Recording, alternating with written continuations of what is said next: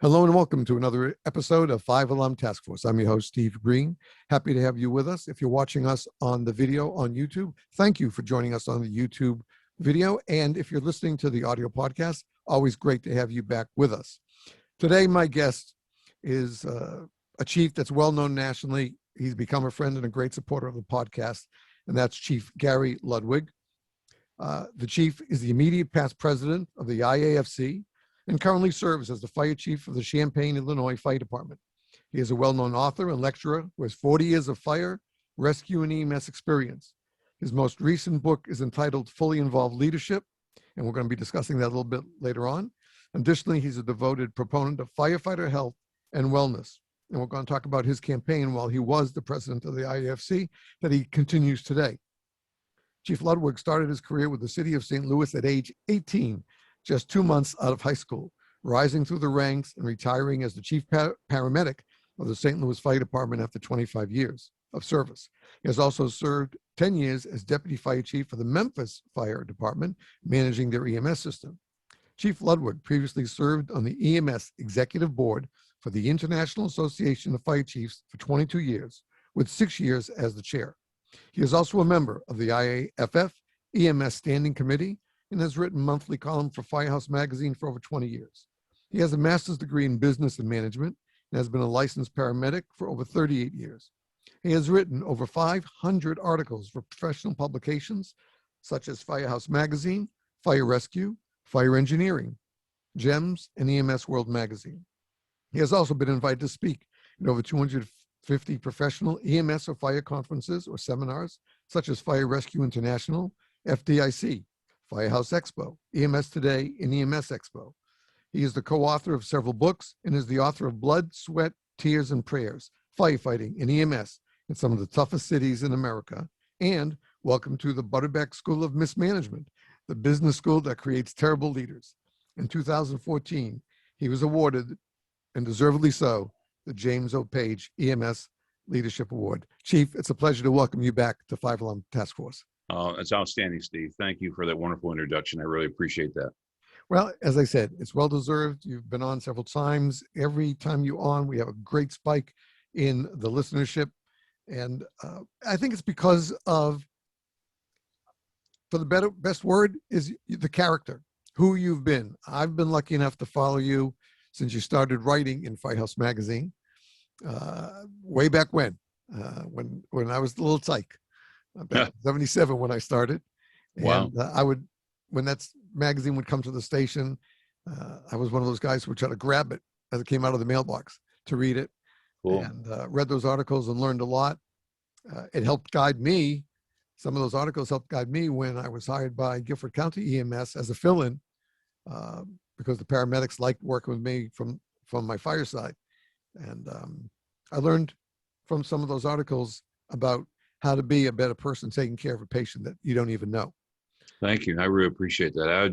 I really enjoyed my time writing. I wrote for Firehouse for about 22 years, so I really enjoyed that. Well, it has, I think it's been one of those two great guiding lights of trades in any industry, that we're lucky to have both of them to serve the American Fire Service and International Fire Service as well. So let's start, if you will, because it's been a part of almost every podcast at some way or another in the past year, of your stand and a great stand that you took on firefighter health, wellness, and fitness for duty, as well as, of course, the cancer and the behavioral health initiatives. But when you took office, you were on just before you actually took office, you shared with us that you needed to get a strong message out to the fire service about firefighter health. And you did that with a great PSA that we now, thanks to you, we share now on every single podcast. And let's talk about that a little bit, please. Sure. It's a little bit of a long explanation, so just bear with me. But so I even though I'm in my 60s, I still love strapping on an air tank. I still love what we do. And so when I have the opportunity to train with my guys, I go train with them. So I came here in 2014, and in 2015, we were doing some live burns down in our academy, and I strapped on my air tank and went in. We had a it's a looks like a whole row of taxpayer type of commercial structures, and we had the ability to either live burn in there or we can just smoke it up real good. And so we smoked it up real good, and doing some practicing some down firefighters and looking for them, calling the maydays and searching with the ticks and doing the other things you would do under circumstances like that. And so I put my gear on, strapped my tank on, put my mask on. I went in on the first floor, got zero visibility, just kind of watching the guys through my own tick and watching what they're doing and observing. And I walk out, go up one flight of stairs, walk up the second flight of stairs to walk into the second floor. And I got to tell you, Steve, it was like you took every ounce of energy I had and drained it out of me. I could not. I got inside that door and I could barely move. And I said, I'm not going any further. I said, I'm too old. I weigh too much. I haven't been taking care of myself. I need to get out of here. So I walked down the steps, tried to walk about 75 feet to my car until the operations guy outside who's running the scene, I'm too old and too fat for this. And I could barely get to my car. Got my gear off, put it in. A week later, I'm in a cath lab. Never had a heart attack, but I had 90% blockage in my right coronary artery. So I started noticing this pattern of people in our profession who die and the things that they said or did prior to that death. They said, I don't feel well. I don't feel right. There's something wrong with me. And what do we tell them to do? Oh, just go home, go back in the bunk hall and lay down. And they wind up dead. And so we got to change this paradigm. We got to change this thinking about how we treat our own. If a patient were to walk in or a citizen were to walk into your firehouse and said, I don't feel well, I don't feel right, something's wrong, you wouldn't tell them to go back and home and lay down. You would work them up. You would at least put a monitor on them. You would take their vital signs. You probably try to talk them into going to the hospital. We got to treat our people better. I know of cases, and unfortunately, where they've told people to go home and they find them dead later. There was one in Michigan where a captain was found, went home, didn't even make it home, didn't even leave the parking lot. They found him dead later in his car in the parking lot. There was just yesterday, a fire chief died at lunch. There is a predictive, for the most part, most of these, there is a predictive event that occurs prior to the event, and that is the cardiac event. And that is that they say, I don't feel right, I don't feel well.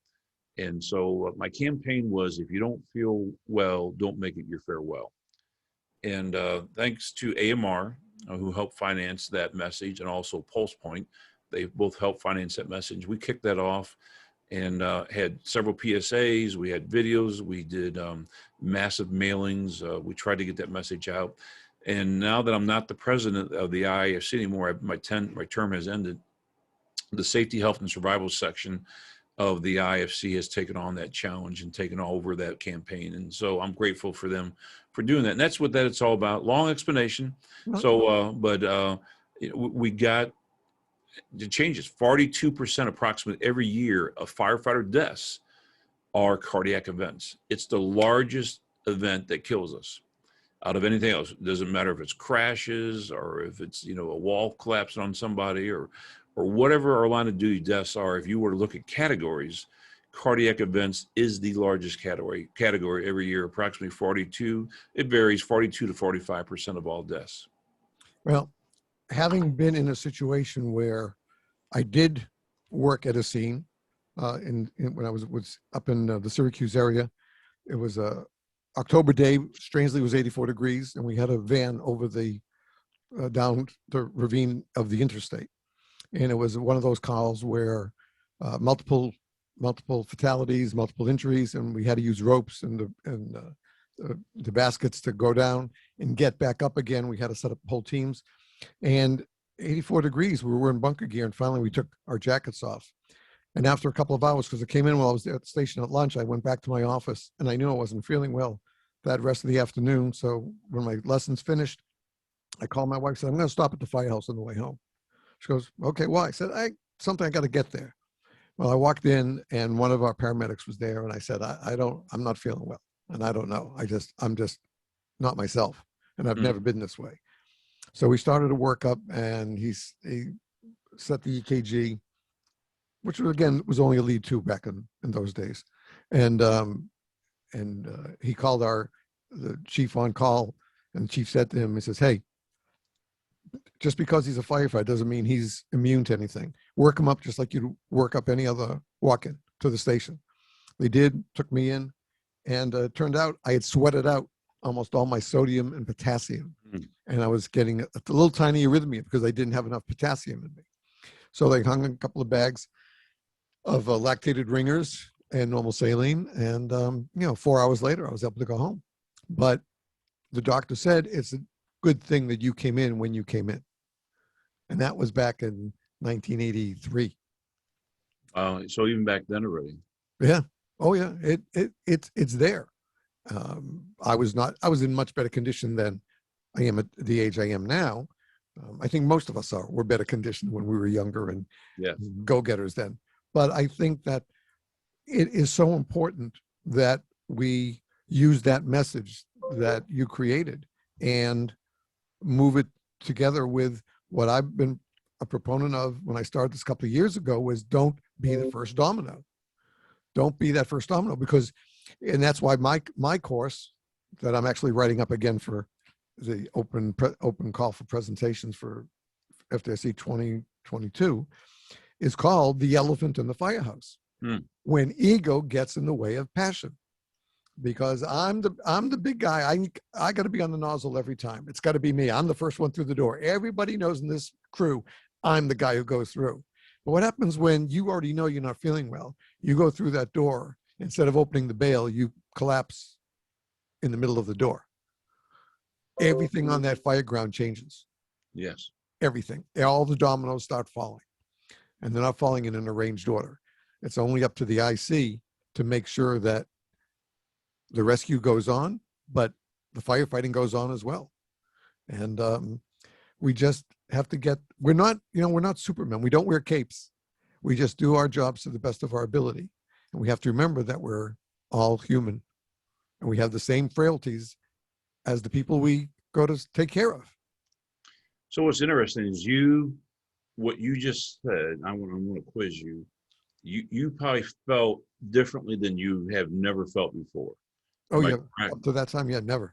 Yeah, and that's what people describe as a feeling that they've never had before. We've all been sick. We've all been there. We've all haven't felt well. But you those that have survived, if you talk to them, they will tell you it is like a feeling that they have never felt before. And you just described that. You even said that. Right. And so that is something that we really, truly need to focus on, is that when people tell you, I don't feel well, you better listen to them. I don't feel right. There's something wrong with my body. Your body's sending you a message. And we can't ignore those anymore. We got to treat our people better. Right. And I'm glad to hear the Safety, Health, and Survival Committee is working on this. It's a great committee. Mutual friends that we have, Todd LeDuc and Dan Kerrigan there, and they're carrying that. I've known Todd for 25 years, both in the Boston area, but we met down here in South Florida through a mutual friend. And he has always carried that message when he was the assistant chief at Broward County. He brought LifeScan in at least 10 years ago, if not longer there. And matter of fact, last week, a week ago yesterday, we had our fire department here, Coral Springs Parkland Fire Department, come to our home to help install the baby seats in my daughter's and son-in-law's vehicles. And the gentleman who came out said that, just in this department, in our department, which I didn't know, that there were at least 15 people that went through LifeScan and had early detection and are all still working today in the fire service. And I think that all too often we do let our egos get in the way of our health, and we're concerned. Well, I don't want anybody to think that I'm whistling out, and I got to be there. And we need more people with the understanding and more chiefs. And we know they're out there, but we don't hear about them. Unfortunately, these chiefs like you who do care about the health and wellness of their firefighters and medics and want to make sure that they are healthy and are not these pardon the word, but the hard asses who would, oh, we're going to dock you because we think you should have come back the next day after you took one sick day. And they're afraid of that. And we have to stop that culture as well and make sure that our firefighters know that if they don't feel well, get themselves checked. You have sick time coming to you, get yourself, use it. Because especially if you have a family to come home to, they want you back at the end of your shift. Absolutely right. And, all profound words of what you're saying is absolutely correct. So, my message to your listeners is, if you experience this, don't ignore it. I know we sometimes are in denial that it could happen to us, but it happens to us. And lastly, if it's happening to somebody else in your station, don't ignore it. Exactly. We got to change this thinking of telling someone to go back in the bunk hall and lay down, or telling them to go home. And at a minimum, you should be putting them on a monitor to see what's going on. Exactly. I was lucky that in my case, they put it on and they didn't like the readings. And so they sent me off, and it was a good thing they did, because I was able to go home to my family at night.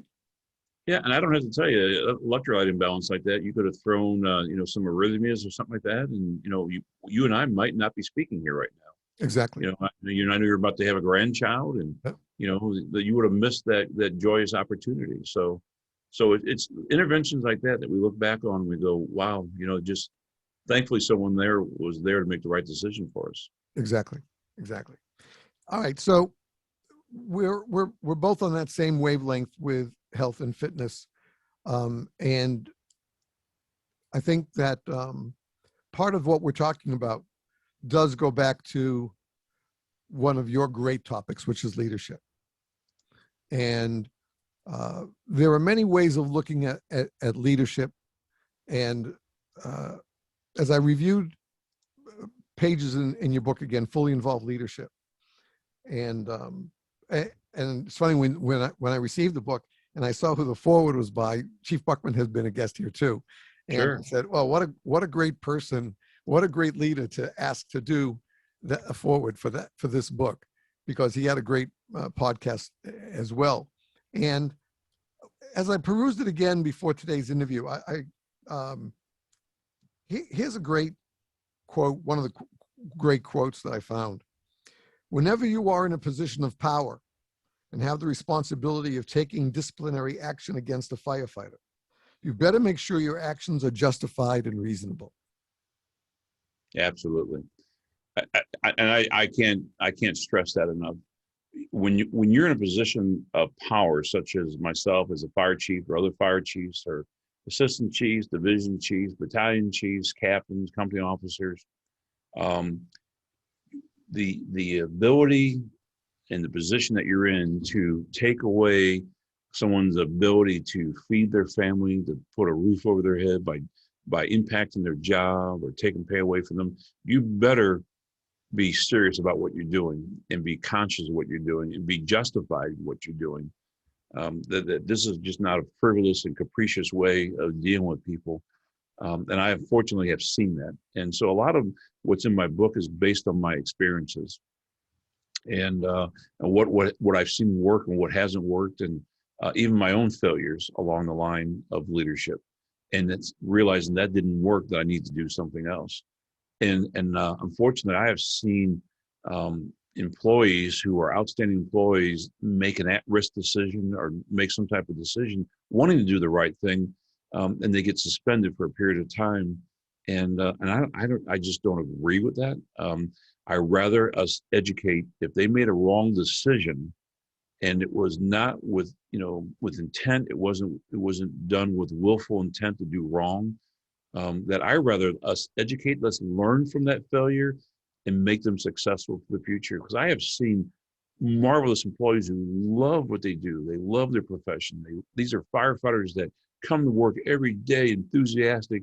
They do one thing wrong based on a decision that they made, that they thought they were making the right decision, and they get a 5 or 10 day suspension, and their attitude all of a sudden goes, you know what, screw this place. I put my heart and soul into it every day, and this is how they treat me. I ain't putting out the extra effort anymore. I'll just do what's required of me.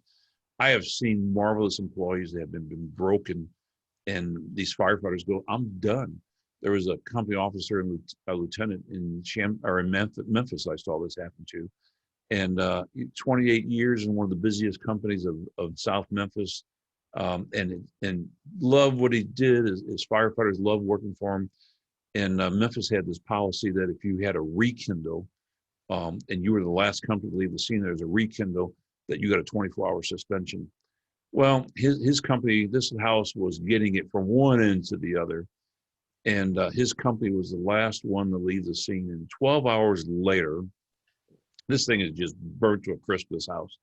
12 hours later, there's a little flicker on a banister. A little flicker, Steve. And so they sent out fire investigation. They want to determine if it was a rekindle or if it was restarted by someone else again. And our fire investigation unit determined that it was a rekindle. And they took this lieutenant and they gave him a 24-hour suspension. And he said, you know what? Screw you all. I retire. We lost invaluable experience with what happened there. And long explanation. If you're in that position of power, discipline is not the only tool that you have when somebody does something wrong. There are other ways of helping our employees grow, mentoring them and coaching them to make them better firefighters, paramedics, EMTs, whatever you want to do. That leads directly into what I was going to say, that from another quote here, firefighters do things for wrong reasons. Either they are unaware, unable, or unwilling. And that's where you just said the word that I was going to use, is that's where leadership, good leadership, morphs into being a mentor to help that person who made that mistake. Yeah, one of our roles is that we're here to develop and grow those that are coming up behind us. And when I entered working in St. Louis at age 18, you think I knew everything? Absolutely not. And today, 43 years later, I'll tell you, I don't know everything. Today, I'm a student today for everything that I do. I try to learn. I learned from you, listening to you today. I'll be reading things today. I'm still a student. We should always continue to grow and develop, and especially those that are coming up behind us. Our positions of where we're at as leaders should be to help to grow and develop those that are coming up behind us. And so you're right. Firefighters will do things wrong for three different reasons. They're either unwilling, unaware, or unable. I call them the three uns. If they're unaware, I think I should teach them. If they're unable, I need to get them the tools to do the job. It's only if they're unwilling to do the job and they're consciously unwilling to do what's required of them, do I have to look at changing their behavior. One of those ways is using discipline. And so we always assume that if something is done wrong, that the employee did it with intent, and that's not the case. And we think that we have to correct behavior when there's no behavior to correct because they didn't do it with intent. And so we should educate, we should train, we should help develop and help them grow. And I have found that formula works exceptionally well when it comes to my firefighters. And I will defend that to others that think I should suspend somebody or do something, to take away their pay. If they have not done it with intent and they have not done it with consciously wanting to do wrong, then I am going to defend them all the way. Well, I'll tell you, I could know that there are lots of firefighters out there who say, gee, I wish my chief would read that book and learn that part of it. Because as we know, leadership varies from no matter what industry we're talking about. There are great leaders in industries and there are mediocre and there are poor leaders in industries. Unfortunately, we don't have the ability to really have bad leaders, because if we don't have good leadership in the fire service, that has a trickle-down effect to everybody, whether it's career, volunteer, wildland, doesn't make any difference.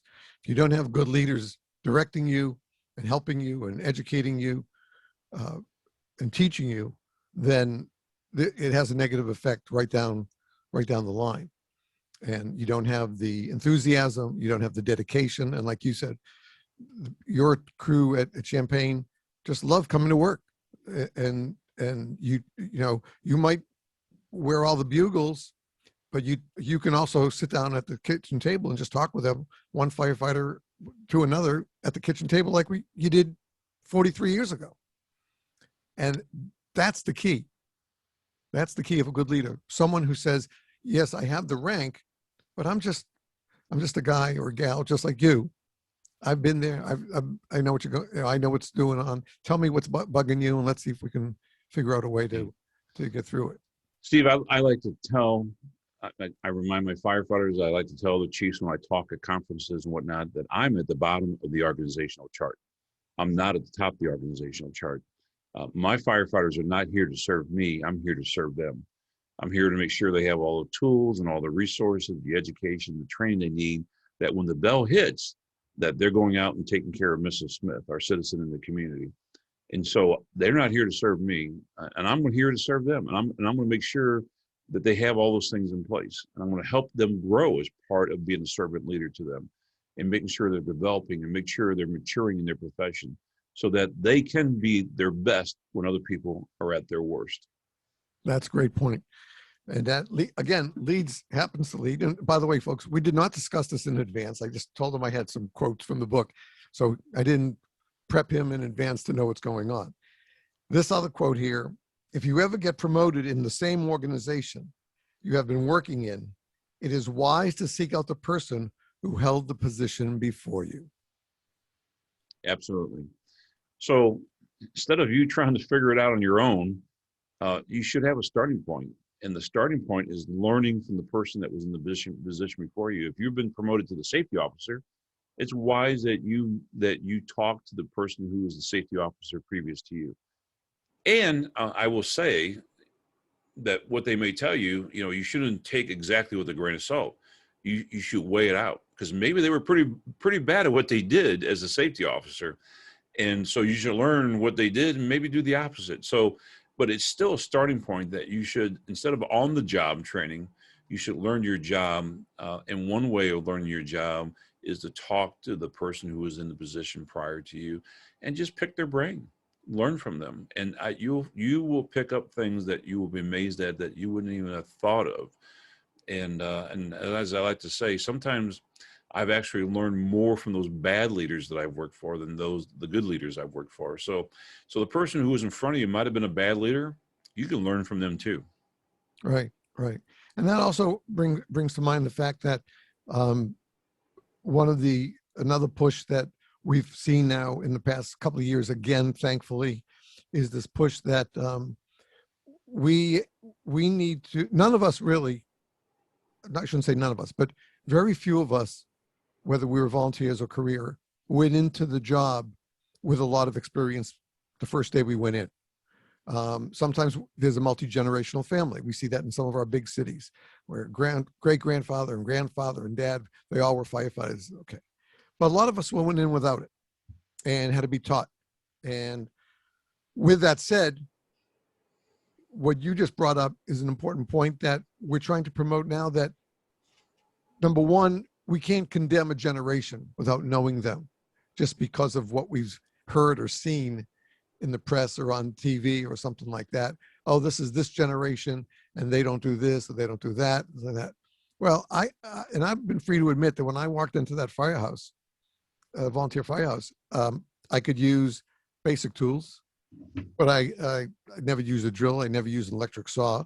I had no idea how to change oil in a car. I could put gas in my car and check the dipstick. And that was about it. I knew nothing about firefighting. But the young man I met the night we were voted in, who is still today, 44 years later, my best friend, I got one of those day guys, caretakers, became a mentor to us. And he saw that we were coming down and spending as much time as we could at the firehouse. And he said, well, then let's learn. Anytime you're here, you're going to come down for lunch, fine. I'll give you 50 minutes to eat lunch, and then we're going to learn something. Let's learn the compartments on the engine, and we'll do that together. And that's what we did. And we learned and learned and learned as much as we could, because we had somebody who cared about us and wanted us to do better because they saw our dedication to what we're going to do. And I think you don't have to be you can be in any department, and we need to make sure that we're grooming mentors. We're hopefully grooming senior members of our department to help teach the new recruits who are coming in, whether they've been through the academy or not, or they're going go through a departmental training system. They're still going to be new and raw, and they need guidance and direction. And most of them are going to be hungry for that and will look for it. but we just have to have the people there who are willing to share with them, as you just said, as a chief, as you see it, as the chief's role is to help serve his or her members. We need to find experienced members. They don't even have to be an officer. They could just be the senior person in the house on that shift, who's willing to say, listen, let me show you how to tie a bowline, and or bite on a bowline, and I'll help you tie it so you can pass the test on Friday. Sure. That's the kind of people we need, because they're going to help make tomorrow's fire department not only as good as today's, but maybe even better. Absolutely. I mean, you hit on all the key points there, and there's not much more I can add, but you're absolutely right. It's what I've been saying all along is that we're here to it's no different than your mother or your father. They played that role where they nurtured you, they took care of you, but they also help you develop and they help you grow into the person you are today. And so we're just almost an extension of the parental units. And the fact is that we're helping you continue to grow in your profession, in your career, and nurture and mature as an individual and as a professional. Right. And that also, in the reverse, we also have to emphasize that every new recruit and every firefighter, new 5 years, 10 years, 20 years, 30 years in, always has to be open to learning. Because this business is changing too fast, and our society is changing too fast. So I'm writing another book, and I'm going to pull it up here and pull up things that have changed. I've been a paramedic 40 years, and just the things that have changed since I've been a paramedic. If you can give me a second while Sure. you're As you're pulling that up, I'll tell you that when I was really sick in November, I had a call into our nearest station is just a half mile from our house. They know I'm a former firefighter medic, and they know how our dog loves to sing to the cue when the engine comes by. Mm. And they came by and picked me up and took me to the hospital. And I said, I knew I was really dehydrated. And I said to them, do you guys still have to call fire control to start an IV? He starts laughing. He goes, how long have you been out? I said, probably longer than you've been in. He says, we haven't had to call fire control in 25 years. We can start an IV anytime we want. I said, okay, well, you're welcome to if you want to get me started now. Yeah, that is, calling medical control anymore. Those days are gone. We unless you've gone past your what's in your protocol. So right. Yeah, that those days are gone. Here I'm doing a search. I know I'm going to. So let me just talk to you about the things that have happened since I've been a paramedic. You're right. This profession continually changes. Paramedics and firefighting constantly changes. So what I have seen during my career, and I've been a paramedic a little over 40 years now, is we've moved from 3 lead EKGs to 12 lead EKGs in the field. Saline locks are in place now. Mechanical CPR compression devices, CPAP, measurement of pulse oximetry, wearing of gloves. Someone sent me a picture the other day, back in the day of riding on the rescue in St. Louis, and I didn't have gloves on the scene. Nobody had gloves on the scene because we didn't wear gloves back then. Writing patient care reports on computer tablets instead of on paper, where now you can Bluetooth all your data from your monitor defibrillator into your tablet. The wearing of body armor, use of hands-free defibrillation, stretcher loading systems, new adjunct airways other than intubation, end-tidal CO2 monitoring, rapid sequence intubation, interosseous infusions, pacing, cardioversion, ultrasounds. There's fire departments that are doing ultrasounds out in the field now, ventilators, video laryngoscopes, and new drugs, just to name a few that all that has happened since I've been a paramedic. And so this profession, whether it's firefighting or whether it's paramedicine, continually changes, as you know, Steve. And so, if you're not continually learning, you're going to be left behind. Exactly. And I think we also have to stress the point that if you're going to be a student, you're going to have to understand that people have different teaching methods, whoever is going to be teaching you or mentoring you. Whether you were in the academy and you saw different teachers and, oh, I like that one and I didn't like her, or I liked him and whatever. You have to understand that this is just like when you were in junior high and high school, that you have to you're not going to love every teacher, but you still have a responsibility to learn. And same thing here in the fire service. You're not always going to have a great teacher, but if that's their assignment or that's what they're working to do, to work with you, be open to their personality, be good to them, and listen and learn, because when you do, you improve. And that's one of the best things. Isn't that not an amazing list of things that I just read off to you?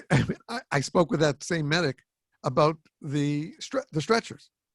I said, you like these new electric stretchers? He goes, oh, they're great. I said, yeah, we didn't have them in my day. Because you didn't? I said, no. And I said, he goes, what did you do when you had a 300-pound patient? I said, we grabbed 4 other firefighters to lift them into the rig. That's what we had to do. And how many backs are gone now? Mine. Yeah. From people that didn't have the luxury of this type of device back in our day here, when we worked on the streets, to speak of, and how many people have been disabled and how many people have lost their backs and are suffering now because of that. And now look what we have in place to save people's backs. Right. So, yeah. So, I mean, when I put that list together, I'm like, oh my God, look at all the things that have happened in the 40 years that I've been in this profession, just in paramedicine.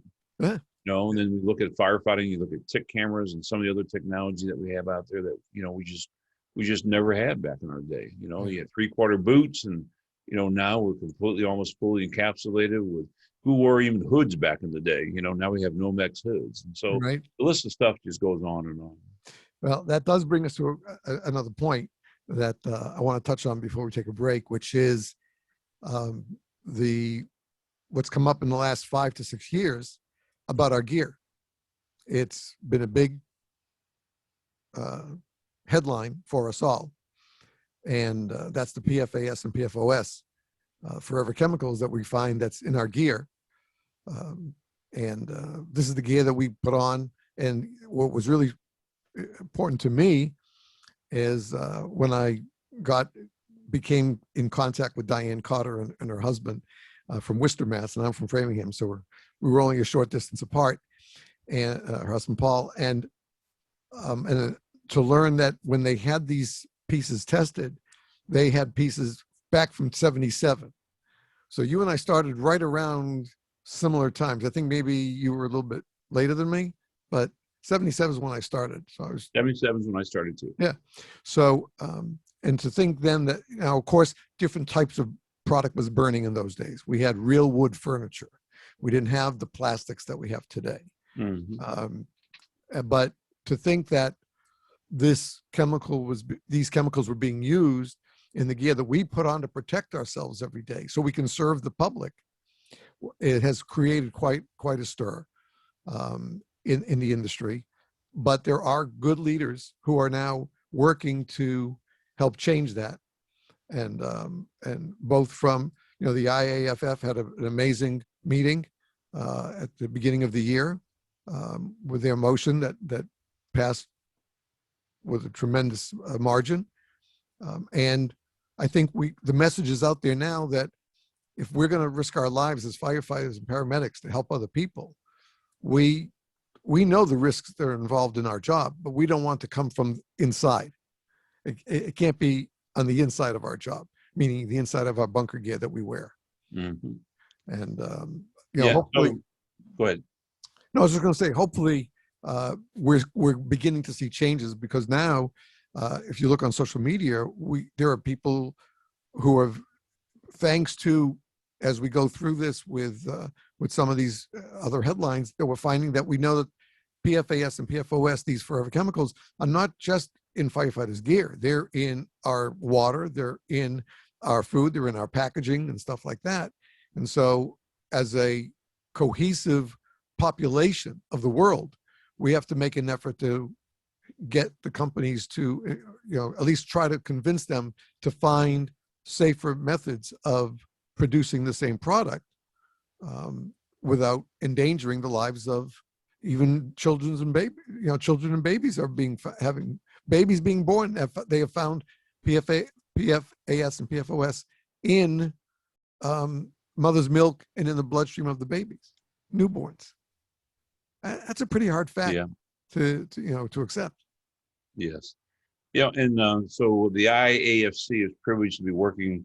Our safety, health, and survival section is privileged to be working with the IFF closely on this matter, and we've had several, meetings with them as we move forward and try to understand what the bigger picture here is, and how we can do going forward to safeguard all firefighters with the wearing of gear and PFAS in that gear, and also when it comes to foam too. So Oh, absolutely.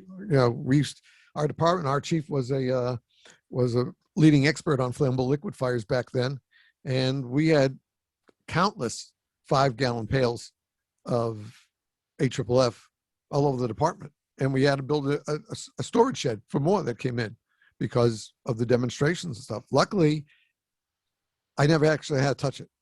I never had an occurrence where I had to touch any PFAS or anything like that. I mean, any of the AFFF in those days. But, that's changing as well. The industry has moved on and look at creating new versions of it that are safer for everyone to use. And that's the good result that we're looking for with this. All right, so we're going to take a quick break here. And when we come back, we're going to talk a little bit more about some of these great leadership quotes from Chief Ludwig, and a couple of other topics that you may be interested in. If you're watching the video, you won't even know that there's a break. If you're listening to the audio, as always, we'll be right back right after these words. Please stay tuned. Welcome back to this episode of 5 Alarm Task Force with my guest, Chief Gary Ludwig. And the next quote, and you see this picture on your screen if you're watching the video.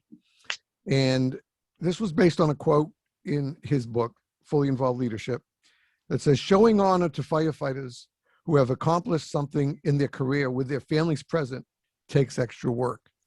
And if you look at this collage that the chief is sharing with us, you can see what he does and has done, and let it be a great example for other departments as well, to share the great moments of your personnel.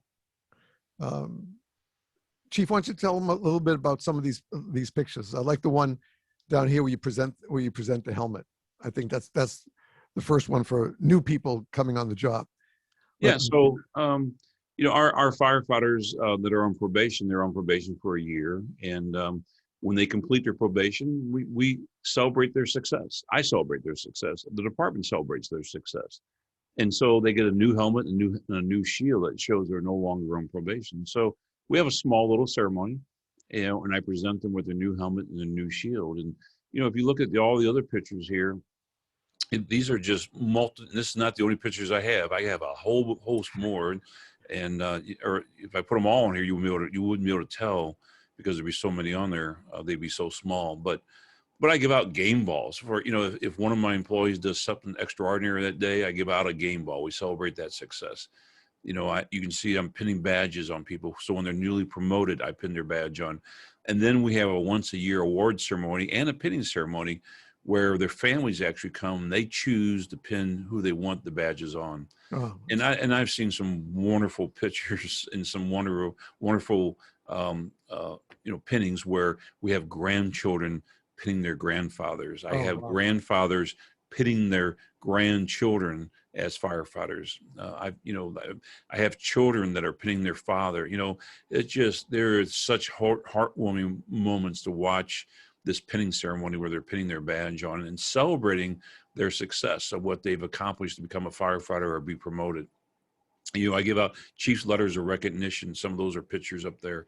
I hand out, we have different various levels of awards, including company citations. We have our Medal of Valor. We have our, the Medal of Honor, the Medal of Valor. We also have unit citations. We have fire department commendations. We have a variety of levels of different types of awards. And so I say all this to say, I strongly support that we should be praising and giving honor to those that have done something extraordinary within our career. We're so quick to criticize that we should also be praising when somebody does an excellent job and reaffirming that we appreciate what they have done and that we support what they have done that is so extraordinary and at least acknowledge that they've done something extraordinary.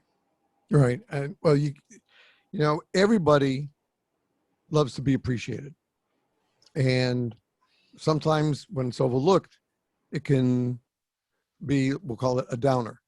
But to see a collage like this and to see how well your department, you and your department share in achievements of your members is probably one of the best things that any firefighter who's watching this video can see, is that there are people who care, really care about the job you do, and they want you to know that they care. And it's more than just, oh, thanks, Bill, you did a great job with that, or thanks, Kathy, nice job. And then they walk away and you go back to your shift and do your next run. This is something outstanding, and I'm really pleased to see it and glad to. Yeah, we also have awards for CPR Saves, and I'm not talking about where you get a heartbeat back. I'm talking about where the person returns to a life of normalcy. They've actually been restored. Their heart was stopped. They weren't breathing, and they have been restored to a life of normalcy, neurologically intact. We had 6 last year in this department, which I'm very proud of our people. And so it's a pretty cool event, Steve. And that award ceremony, we give out those CPR saves, and we ask those people who have been saved to come back to the award ceremony, and they usually do. And to hear them get up and speak about how grateful they are to have another shot at life because of the people that intervene, our rescuers that intervene in their life, and to be reunited with them at this event. There's not a dry eye in the place usually. I'm sure. And then right about the time there's not a dry eye, we actually award, or we give the person who's been resuscitated, we give them a new birth certificate, the date of the resuscitation. That's amazing. And anybody who wasn't crying then is certainly crying then, or crying before, they're certainly crying now. Absolutely. And what it does is it's just a celebration of life, and it's also a celebration for our rescue, our people here who have really put in the effort to save someone's life. It's a reaffirmation that my training, my education, and all my efforts have paid off because someone's life has been restored, and they are so truly appreciative that they have given another shot at life. That's wonderful. That really is. And that also slides us right into what I've just nicknamed vitamin M, which is morale. And in the quote in the book, be fair with how you enforce rules, regulations, and standard operating procedures. You can kill morale in your company, your battalion, division, or fire department if you are not consistent with how you administrate policies. And this is a great example that this is how you build morale. You thank the people who have done something, achieved some sort of landmark in the department. And it really is such an amazing opportunity to see how happy people are with that. And yet, a wrong flip of the coin can kill that morale almost instantly. Yeah, you're absolutely correct. And I'll tell you, that comes from experience of what I've seen. That what you see there is I worked for a fire chief in St. Louis that did not enforce the rules evenly across the board. Very biased about how he enforced rules. Some people could get away with whatever, and he turned a blind eye, and others were constantly under the grill and under the thumb. And one person I know got shingles. One deputy chief I know in St. Louis got shingles because of the stress that he was under from this fire chief. And he says, Gary, I refuse to give him credit for giving me shingles. That fire chief is probably one of the worst fire chiefs in the history of the St. Louis Fire Department. And, and it was proven out later when the mayor of St. Louis demoted him back down to deputy chief.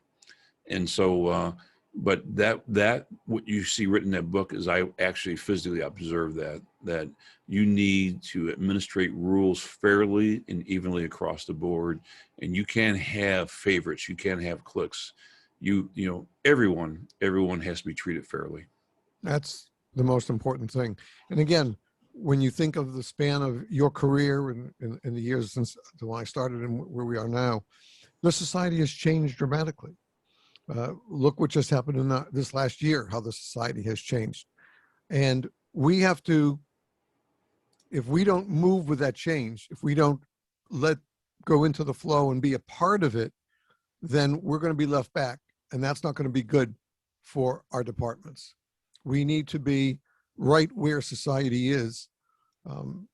We may not agree with every change. It might not suit some of our personal preferences, but when we put on that badge and we take an oath, those personal preferences have to be put aside. We have to do what's best for the organization and for the community. Absolutely.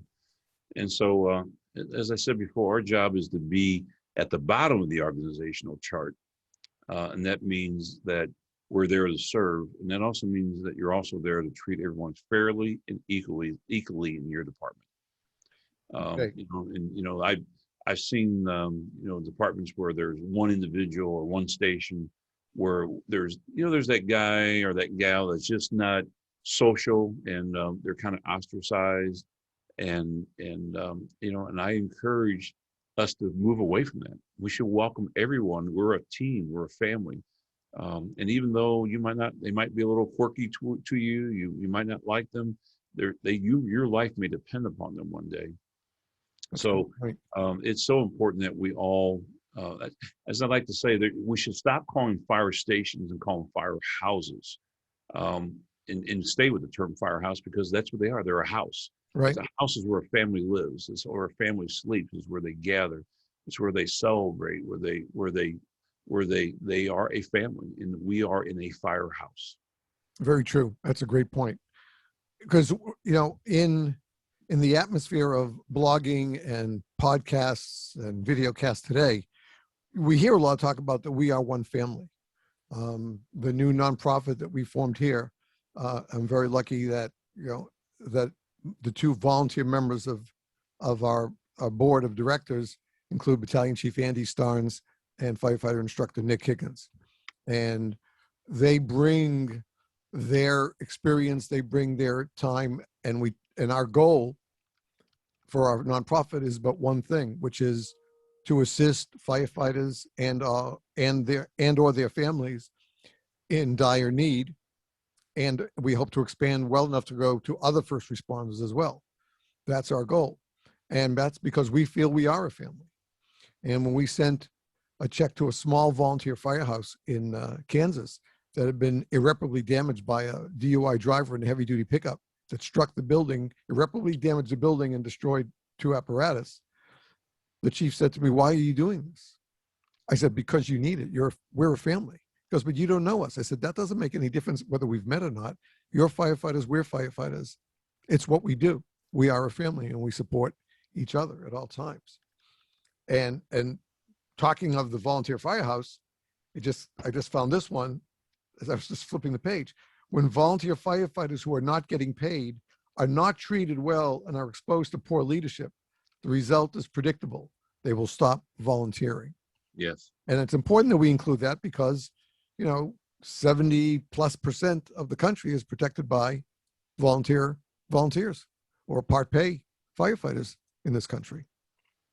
And that's absolutely right. And I'll tell you what, the backstory there, and that you didn't touch on it, but it's in the book, and that is that I had a volunteer firefighter tell me that he wrote a grant for a small volunteer fire department, and that grant under an AFG grant was they got about $36,000, and they were able to buy air packs and turnout gear, and it was wonderful what he did and how he wrote that grant.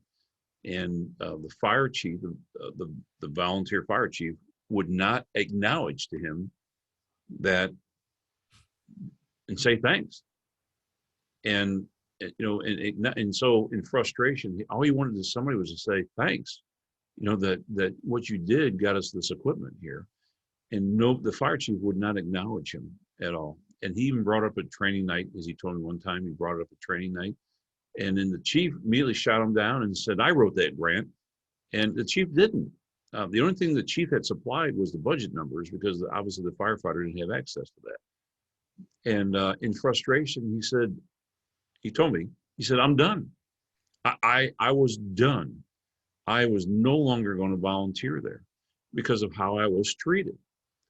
And then he told me later that a year later, that volunteer chief, after he's left the volunteer fire department, had the audacity to call him and ask him, would he consider writing another grant proposal for the new round of AFG grants? And he told him, no, I'm too busy.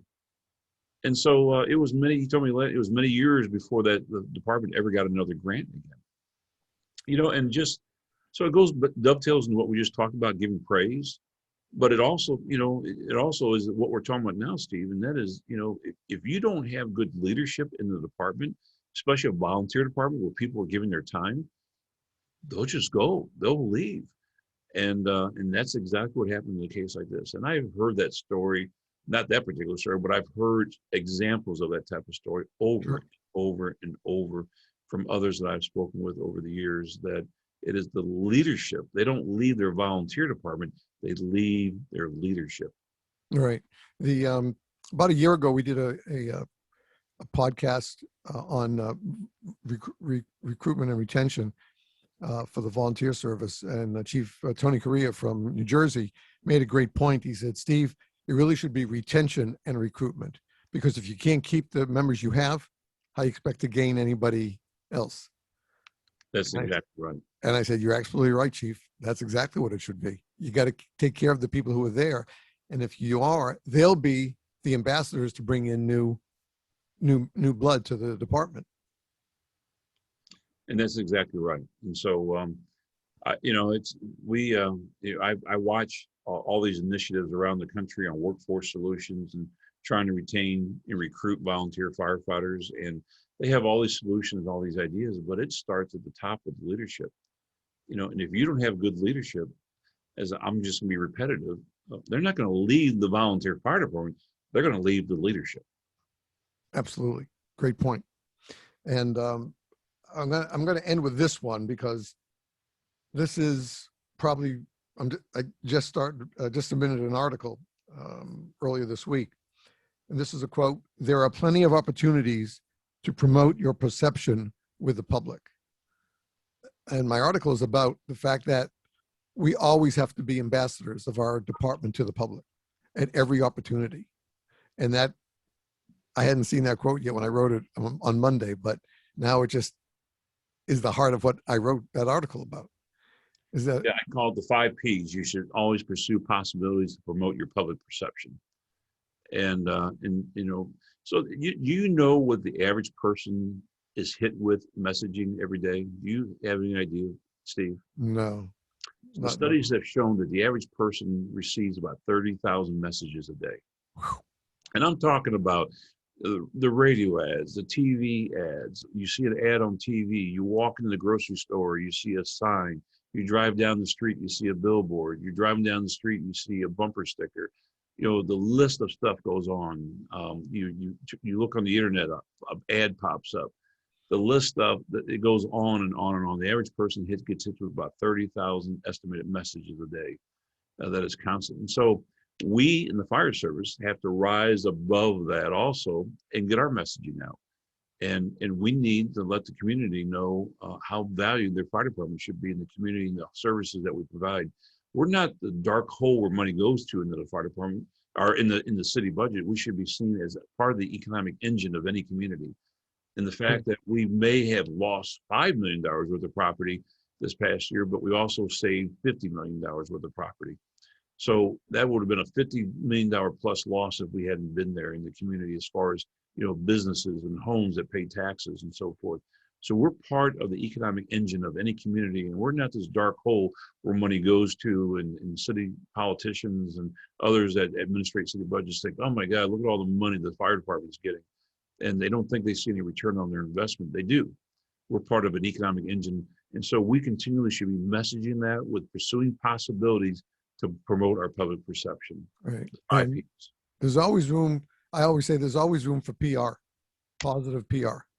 And right. it can be as simple as when you go to the grocery store to pick up the food for lunch and dinner for that shift.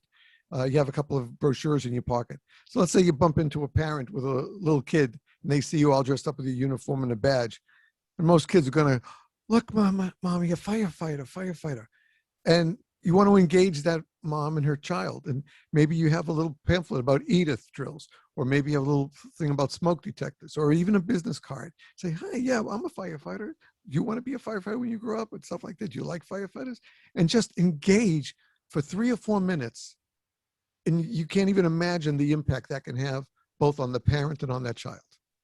Steve, I do a whole class if anybody's ever interested in ever having me come in on image management.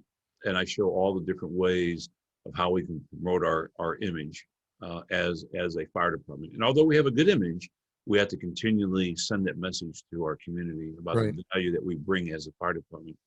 And so, you know, because it just takes one bad event, and the next thing you know, you are in hot water. Hero to zero. Yeah, here that was actually an article I wrote in FIREHOUSE Magazine. I was titled that "Hero to Zero," and it talked about how we were heroes after 9/11, and you know, a few years later, we're getting attacked. You know, during the housing crisis about our pensions and so forth. All of a sudden, we're the bad people. You know, while the guys on Wall Street were making all the fat cats, were making all the money and lost all the money, but now all of a sudden they want to attack us because we're getting a pension. So we went from heroes to zeros in a matter of less than 10 years. So I wrote that, but I do a class, and it's a pretty lengthy class. And as an example, I'll give you a little teaser. You know, a lot of departments will put out an annual review, the year in review. They put a document out showing their annual report from the year before. I don't do that.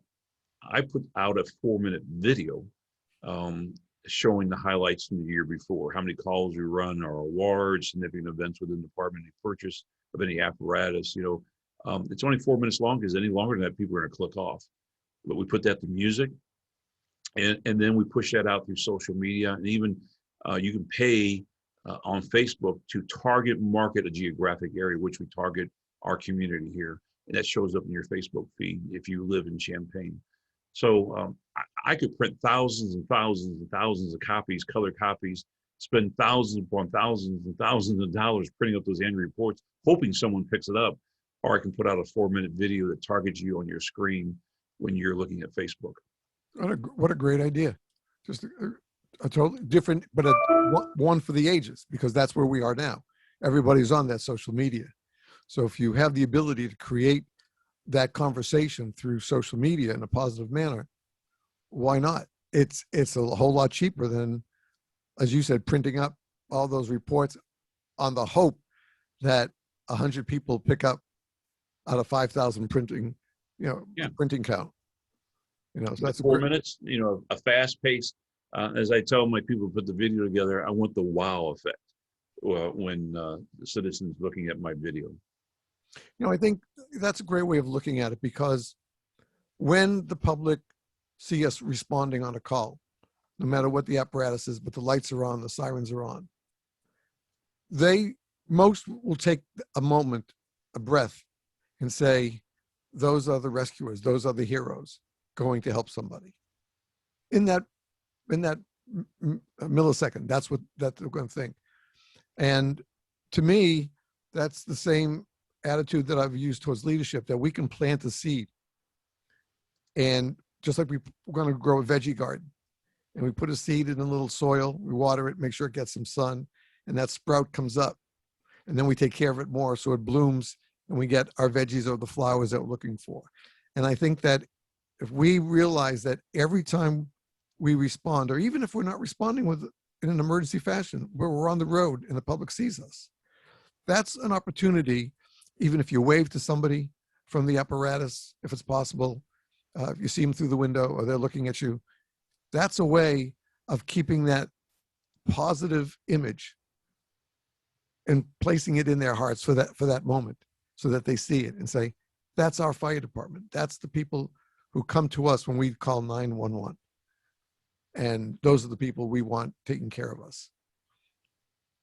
And if we can do that and keep that message strong, I think we're accomplishing a real positive goal for the fire service in America.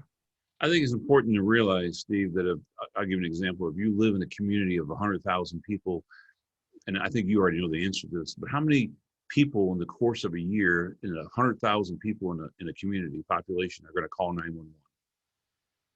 Uh, I'd say probably in the 30 to 40% range. You think so? 40,000 people are in the call? I think, 911? yeah, but I'm not saying they're all valid calls. I'm just saying they're placing the calls to 911 because we know that 911 is often misused. I'll use a Yeah. polite term. So I would differ with you on that. Okay. I think it's probably 2 or 3% of the people are going to call 911 because a lot of those are repeat customers. Right. And a lot of people don't even call 911 because of the fact that it's a sprinkler alarm that comes in or a fire alarm. So it comes in through some type of technology. Right. So my point I'm trying to make is that the majority of people are not going to be exposed to the fire department in the course of a year, other than they see you get the best parking spot in front of the shopping market. And so it's why it's so important that while you're in that supermarket, as you just said, that when you're going to interact with that small child, if that small child wants to interact with you, that you need to interact with them.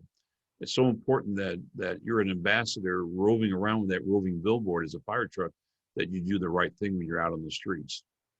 And again, it's so important that we promote our messaging to the community about the value that we bring, because the majority of people are not going to interact with us during the course of a year. That's true. That's a good point.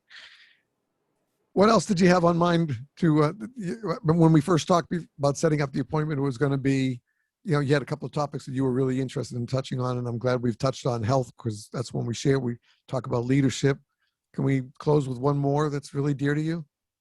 Yeah. So, if you look at the final chapter of my book, Fully Involved Leadership, I talk about that you don't get to write the final chapter of your career.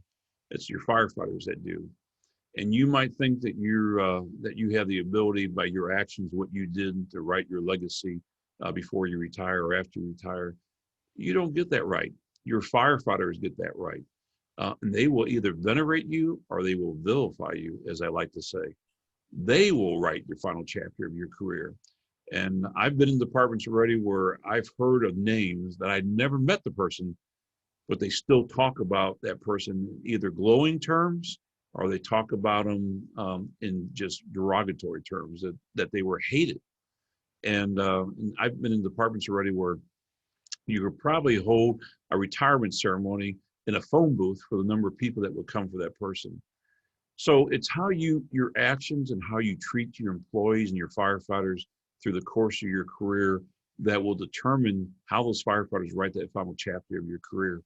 And so it's so important that we treat our people right, we treat them well, we help them grow, and it's all the things that we have talked about here today. And they will write that final chapter, and they will either vilify you or they will venerate you based upon how you performed. Well, then we all have to be very careful of how we conduct ourselves and keep ourselves aiming for the best of everybody and trying to promote that and make sure that people want to do what they're doing, not being made to do what they're doing, that it comes from the heart. Absolutely. You got to like people, quote unquote, if you want to be in a leadership position. You can't hate people. I had a fire chief told me one time that he's a benevolent, I asked him his leadership style, and he told me he's a benevolent dictator. And I said, I don't know what that looks like, but I certainly don't subscribe to that. So the old saying, beatings will continue until morale improves, is not a good way to run a fire department. That's for sure. That's for sure. Well, Chief, again, our sincere thanks for your time, your wisdom, your knowledge, and sharing with us again. Look forward to the new book, especially with that little preview that you gave us. It's a nice little tease. Yeah. And looking to see some of the other changes that you come up with. Yeah. So, if anybody wants to learn more about programs that I offer for your department, I also do Zoom. I just did one with a department with 30 company and chief officers the other day in Washington State. We do professional development by Zoom. If anybody's interested, you can go interested in that. You can go to my website, fullyyinvolvedleadership.com. You can also download my free report there on the top 10 things that get fire chiefs in trouble. It's a free report. And so, but if you're interested in any of those programs, go to fullyyinvolvedleadership.com, and you can look at the classes I offer, the programs I offer. I have 4 different books on there for sale. And or if you just want to write me an email, write me an email. That'll be great. And I can tell you, folks, He is a quick respondent. Even as a chief of a big department, he replies to his emails very quickly. Again, our sincere thanks, Chief. Wishing you all the best, and look forward to the new book and maybe coming back again in season 6. It's been an honor to be with you today, Steve. Thank you, Chief. Stay safe and stay well. Folks, if you're watching the video, this will be the end of the video. If you're listening to the audio, we'll be right back after these words. Thank you for tuning in. We sincerely appreciate it. Stay safe and stay well. Bye-bye.